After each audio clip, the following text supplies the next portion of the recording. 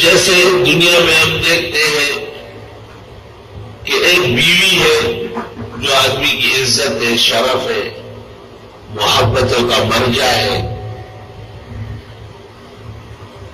اور ایک ماں ہے جو آدمی کی ابن و کعبہ ہے۔ بیوی کے مناسب علیحدہ ہیں، وہ ماں نہیں کر سکتی، ماں کے مقام پر بیوی نہیں آ سکتی۔ لیکن جو آدمی موجود ہے اور دونوں لڑ رہی ہے، یہ آدمی نااہل ہے، نالائق کے پرجہ درجے کا، احسن علوم میں سبق نہیں پڑھا۔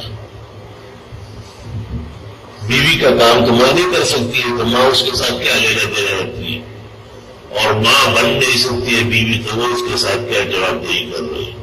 یہ جو درمیان میں شرولہ ہے، یہ نکما ہے۔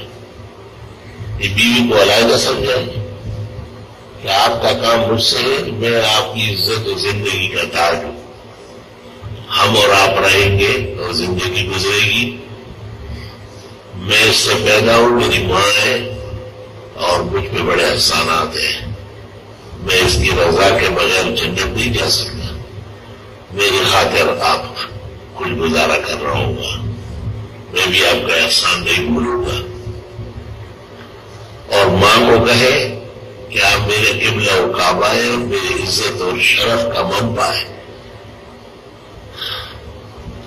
لیکن یہ جو عورت آئی ہے، یہ راستے سے نہیں پکڑی گئی، یہ بھی خاندان اور گھرانے کی عزت کا فرد ہے، اور میری عزت اور میرے شرف اور خوشیوں کا ایک دلربا پے کرے، لہذا آپ اسے تنگ نہ کریں اور نہ اس پر زیادہ دباؤ ڈالیں۔